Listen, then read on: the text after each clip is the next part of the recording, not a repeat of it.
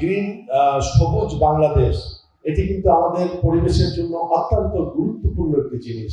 আপনারা সকলে জানেন যে গণপ্রজাতন্ত্রী বাংলাদেশ সরকারের মাননীয় প্রধানমন্ত্রী উনি এই দিকটিকে সর্বপ্রথম গুরুত্ব দিয়েছেন এবং উনি বলেছেন যে এই আমাদের গণপ্রজাতন্ত্রী বাংলাদেশ সরকারের মাননীয় প্রধানমন্ত্রী যে 5 বছর দেশের রাষ্ট্রীয় ক্ষমতায় থাকবেন, এই 5 বছরের ন্যূনতম 5 কোটি গাছ সারা বাংলাদেশে লাগাতে হবে।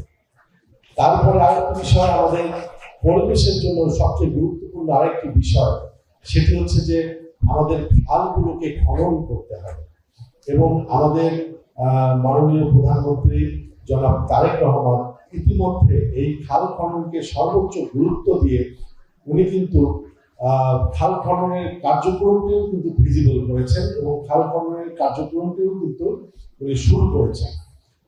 এই পরিবেশের এই বিষয়টির জন্য আমাদের এই অঞ্চলের যে তিস্তা মহাপরিকল্পনা যেটি আছে, এই তিস্তা মহাপরিকল্পনা বাস্তবায়নের জন্য বর্তমান সরকার প্রতিনিয়ত নিরলসভাবে কাজ করে যাচ্ছে।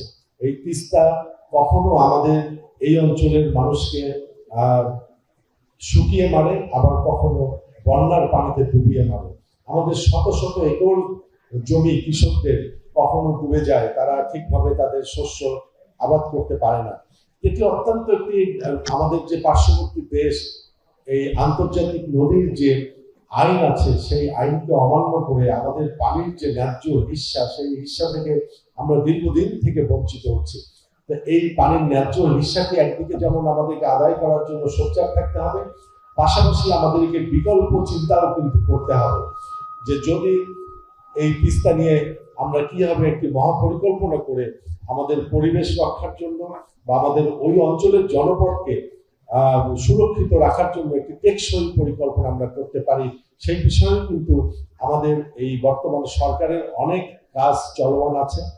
আশা করি কিছুদিনের মধ্যেই এই বিষয়গুলো ভিজিবল হবে, দৃশ্যমান হবে। এখানে কিছু কিছু কথা এখানে এসেছে পরিবেশের ক্ষেত্রে, যেমন শ্যামাসুন্দরী খালটির কথা এসেছে। আপনারা ভেনিসের কথা শুনেছেন তো, ইতালি, সেখানে কিন্তু সেই শহরটিকে খালের শহর বলা হয়। সেই খালগুলো প্রশস্ত, সবগুলো খাল মিলায় প্রায় 150 কিলোমিটার দৈর্ঘ্য হবে হয়তো। তো সেখানে সবচেয়ে যে পপুলার যে খালটি আর কি, সেটাকে বলা হয় গ্র্যান্ড ক্যানেল। এই গ্র্যান্ড ক্যানেলের দৈর্ঘ্য হচ্ছে 3.8 কিলোমিটার, আর আমার এই শ্যামাসুন্দরীর দৈর্ঘ্য হচ্ছে 10.5 কিলোমিটার। তো আজকে এখানে যে গ্রিন হাউসের যে সম্মানিত যারা আছেন, আমি ওনাদেরকে আহ্বান করব, এই আমাদের রংপুর শহরের পরিবেশের জন্য শ্যামাসুন্দরী খালটি যেমন সবার সামনে এসছে, কিন্তু আমি এই সিটি কর্পোরেশনের দায়িত্ব পাওয়ার পরে আমি প্রত্যেকটি সিটি কর্পোরেশনের প্রত্যেকটি অঞ্চল আমি একটু ঘুরে দেখার চেষ্টা করেছি। এখানে 205 বর্গ কিলোমিটার আয়তনের রংপুর সিটি কর্পোরেশন, সম্পূর্ণটা আমি এখনো ঘুরে দেখতে পারিনি। আজকে আমার 7ম কার্য দিবস চলছে, আরো কিছু সময় লাগবে। এই অল্প সময় আমি ঘুরে দেখে যেটি দেখেছি, শ্যামাসুন্দরী ছাড়াও এখানে আরো অনেকগুলো খাল আছে, যে খালগুলো আমাদের সিটি কর্পোরেশনের জন্য অত্যন্ত গুরুত্বপূর্ণ। একটি আছে ইছামতি খাল, এই খালটির দৈর্ঘ্য প্রায় 10 কিলোমিটারের কাছাকাছি।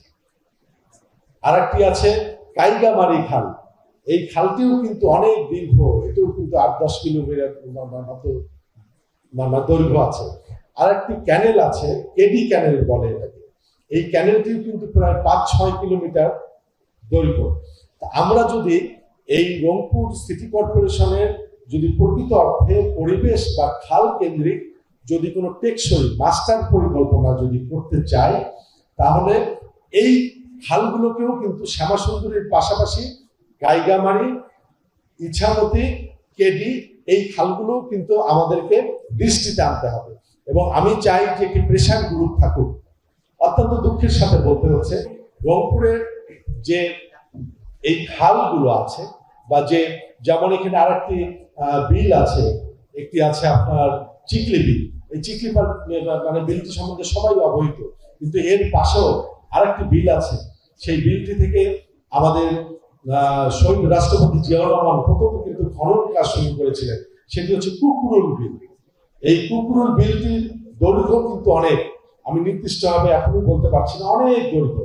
তো এই যে কুকুরুল বিল, চিকলি বিল, তারপরে আমি এই যে আমাদের শ্যামা সুন্দরী, আমাদের কাইগাবাড়ি, আমাদের ইছামতি, আমাদের কেডি খাল, এইগুলোকে যদি আমরা একটা সুষ্ঠু মাস্টার পরিকল্পনার আওতায় আনতে পারি, শুধুমাত্র যেটা টেকসই হবে, অর্থাৎ এখন থেকে 1 বছর পর, 100 বছর পরেও এখানকার নাগরিকরা এখান থেকে সুফল পেতে পারে, এরকম একটি মাস্টার পরিকল্পনার মাধ্যমে আমরা যদি এগুলো নিয়ে আসতে পারি, তাহলে আমার মনে হয় যে ইতালির যে ভেনিস আছে, ভেনিসের চেয়ে কোনো অংশে আমাদের নগরী রংপুর সিটি কর্পোরেশন কম হবে বলে মনে করি না।